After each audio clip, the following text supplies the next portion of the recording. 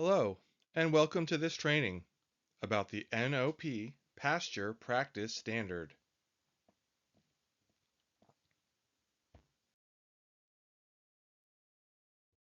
The Pasture Practice Standard course will teach learners about the USDA organic regulations at 7 CFR 205240, which is the Pasture Practice Standard. This part of the standard requires an organic pasture plan for ruminant livestock. A pasture plan must be a part of the producer's Organic System Plan, or OSP, and shows how the organic ruminant operation, for example, a dairy operation, complies with the pasture practice standard. It also documents production practices and procedures so your certifier can verify compliance. Several topics will be covered, including pasture management, access to pasture, feed, and grazing intake by ruminant livestock. This course teaches knowledge and skills regarding the pasture practice regulations for ruminant livestock. Upon completion of this course, participants should be able to understand the requirements of the pasture practice standard, determine the regional grazing season for a dairy operation, define dry matter demand, DMD, and dry matter intake, DMI, and locate sources to find DMD and DMI values. Become familiar with resources related to the pasture practice standard. Identify potential issues relating to the pasture practice standard at dairy operations.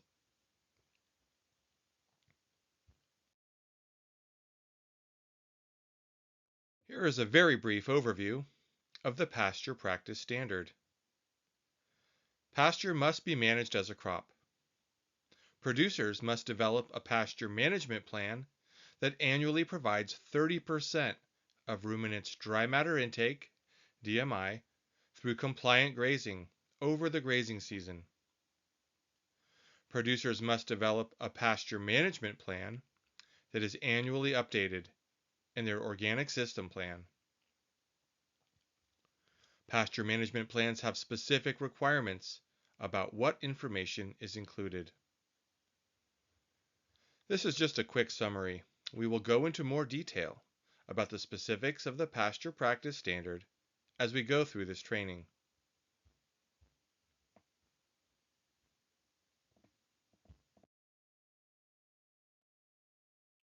Let's start with some selected terms defined in 2052 of the NOP standards that are included in the upcoming regulation references. Dry matter demand, the expected dry matter intake for a class of animal. Dry matter intake, total pounds of feed without moisture that is consumed by a class of animals over a given time period. Grazing season. This is an important definition. The grazing season is a period of time when pasture is available for grazing due to natural precipitation or irrigation. Grazing season dates may also vary because of midsummer heat humidity, significant precipitation events, floods, hurricanes, droughts, or winter weather events. Grazing season may be extended by the grazing of residual forage, as agreed in the operation's organic system plan. Due to the weather, season, or climate, the grazing season may or may not be continuous. More on that in a moment. Grazing season may range from 120 days to 365 days, but not less than 120 days per year.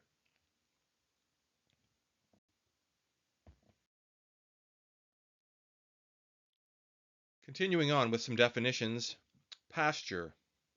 Pasture is land used for livestock grazing that is managed to provide feed value and maintain or improve soil, water, and vegetative resources. Residual forage. Residual forage is forage that has been cut and left to lie, or windrowed and left to lie in place in the pasture.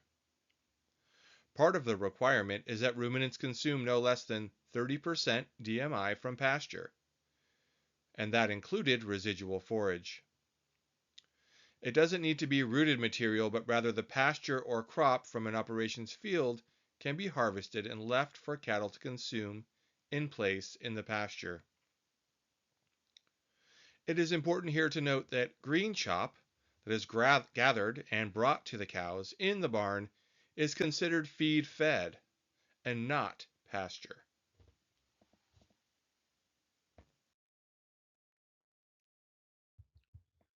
Let's start with the opening portion of 205240, the Pasture Practice Standard. Here we see that the producer of an organic livestock operation must, for all ruminant livestock on the operation, demonstrate through auditable records in the organic system plan a functioning management plan for pasture.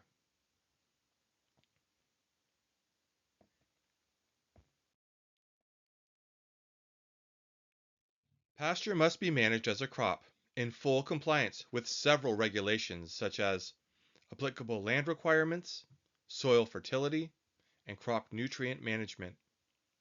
Additionally, the regulations for seeds as well as crop pest, weed, and disease management also apply.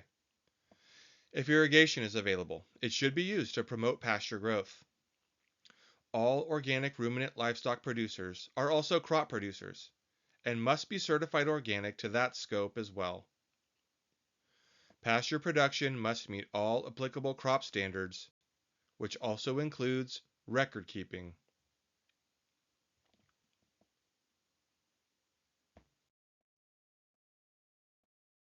Producers of ruminant livestock must develop a pasture management plan that allows livestock to consume at least 30% of their DMI from pasture over the entire grazing season. This is a core component of the Pasture Practice Standard. This pasture must be provided to livestock by allowing compliant grazing during the grazing season. The pasture must be managed in a way that minimizes the occurrence and spread of diseases and parasites.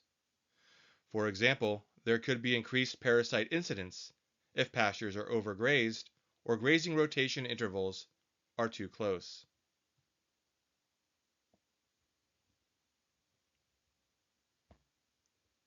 Another important consideration is to manage pastures and other outdoor access areas in a way that does not put soil or water quality at risk. Manure must be managed in a way that does not contribute to pathogenic organisms.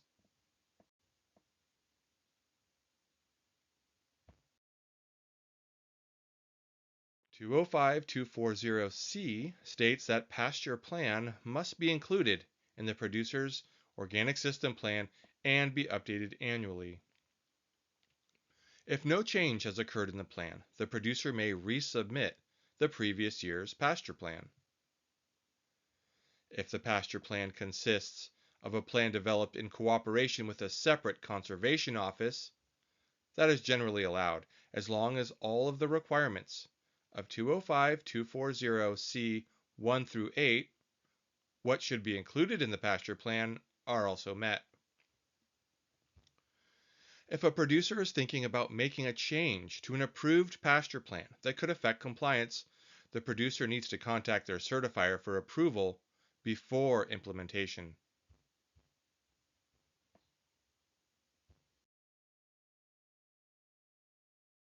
Continuing on, the pasture plan you develop in your OSP must include a description of the following elements: cultural and management practices to ensure pasture of sufficient quality and quantity to graze. This touches back to crop management activities, fertility, irrigation, etc. Grazing season for the livestock operations regional location. This refers to your geographic location and regional grazing season. Whether you are in Vermont or Arizona, you must define your specific grazing season. Location and size of pastures, including maps with ID or identification. What are your pasture field names and sizes? Creating detailed maps helps determine this. The types of grazing methods to be used in the pasture system. Are you rotational grazing or intensive mob grazing? Perhaps it's something else. Describe your methods in your plan.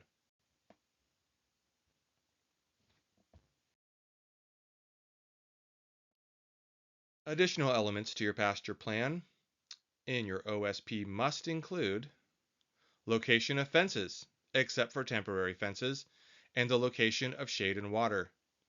These elements must be described on maps in your OSP. Soil fertility and seeding or replanting practices. This is also part of pasture management.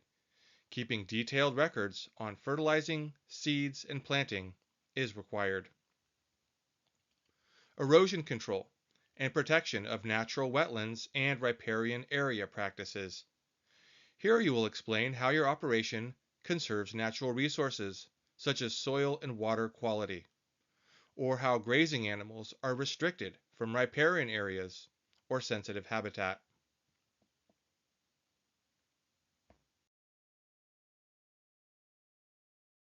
Moving on to a different regulation, discussing the grazing season.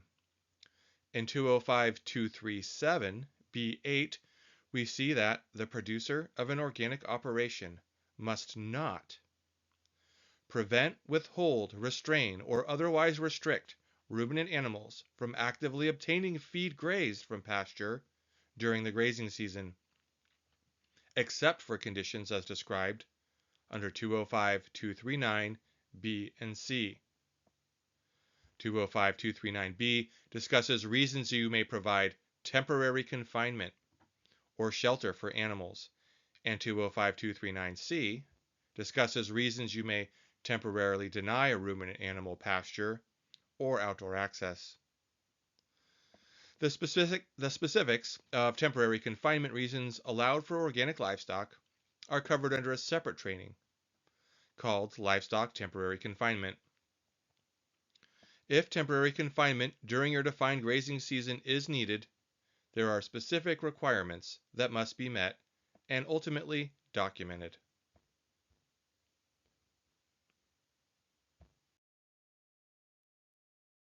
Let's move on to 205237C1, which contains the requirement that ruminants must be grazed on pasture. Ruminant livestock must be provided with no more than 70% of the dry matter demand, or DMD, from fed sources. Another way to say that is 30% of the DMD must come from pasture. The 30% minimum requirement is to be calculated as an average over the entire grazing season. The calculations are to be made for each type and class of animal. Your inspector will conduct this grazing season audit at every annual inspection. Ruminant animals must be grazed throughout the entire grazing season for the geographical region, which shall not be less than 120 days per calendar year. In other words, just because a herd has grazed for 120 days does not mean they can cease grazing, but rather they must complete the entire grazing season on pasture, unless they are temporarily confined for allowed reasons. The grazing season may or may not be continuous, due to weather, season, and/or climate. The minimum 120 days grazing does not need to be 120 days in a row. Remember that these 120 days are the bare minimum.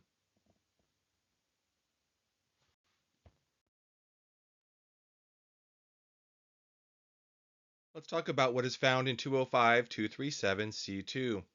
The section in the livestock feed and water part of the regulation also covers pasture and grazing. The first part we've covered on the previous slide. During the grazing season, producers shall provide pasture of sufficient quality and quantity to graze throughout the grazing season, providing that average of not less than 30% DMI. The following exceptions are also listed. They can be denied pasture in accordance with allowed reasons for temporary confinement, and breeding bulls are exempt from the 30% DMI intake from grazing requirement of this section. However, they would not be considered organic slaughter eligible. Keep in mind most producers train young stock for grazing prior to 6 months of age, so they can begin achieving the minimum 30% DMI from pasture by 6 months of age. There is a separate training on temporary confinement which goes into more detail, as mentioned earlier.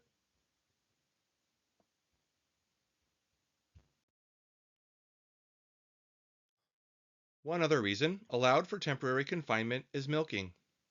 The regulation states that milking must be scheduled in a manner to ensure sufficient grazing time to provide each animal with an average of at least 30% dry matter intake from pasture throughout the grazing season.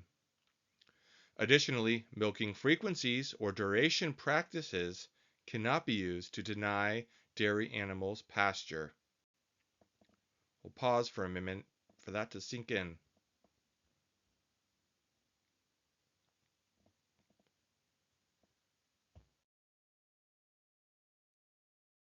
There are several resources related to dry matter intake for access to pasture available from the National Organic Program, or NOP. You can review these resources for additional details in developing or maintaining your OSP as accurately as possible.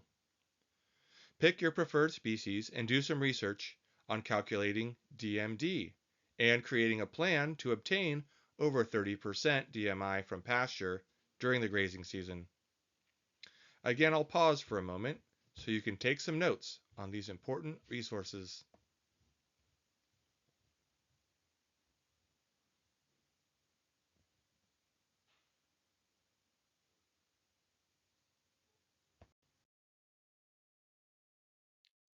There is also a guide from the National Organic Program about pasture for organic ruminant livestock.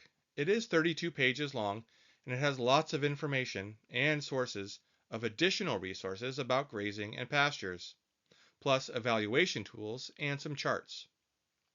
Review this resource to help inform your grazing plan.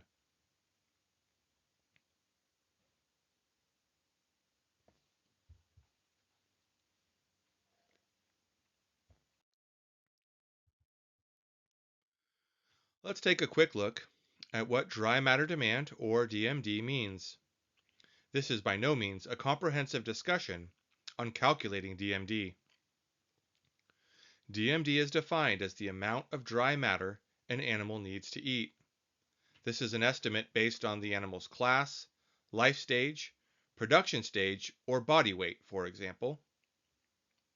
There are several factors that could influence what the DMD is for a production group, which include their environment, their management, how much exercise they routinely get, and their physiology, just to name a few.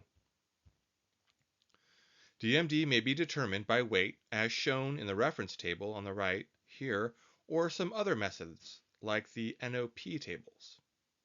Whatever your method, be sure to provide justification in your OSP for your stated DMD.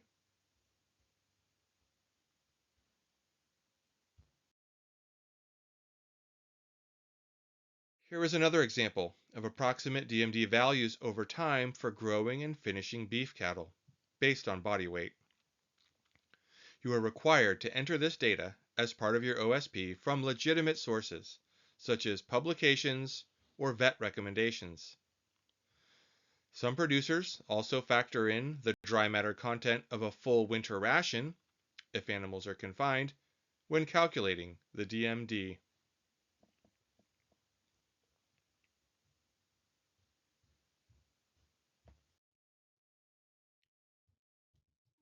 Here are some common compliance problems seen at dairy operations, which you will hope to avoid. Pasture is not managed in accordance with crop requirements.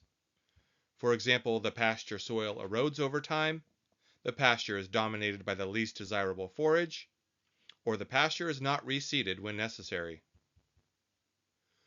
Grazing season at an operation is shorter than the geographic grazing season. Animals are temporarily confined without appropriate justification. Dry matter intake from pasture is not calculated accurately or is not supported by records. With careful planning and pasture management, you can avoid these compliance concerns.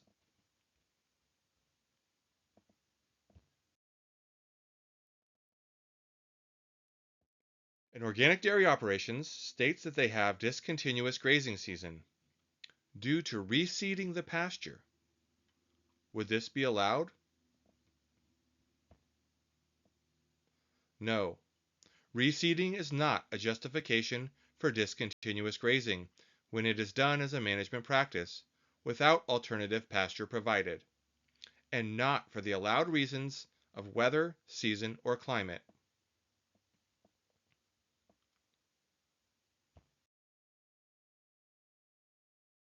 I hope you have learned a lot about the pasture practice standard and organic grazing requirements. Be sure to watch other training videos in this series for more information.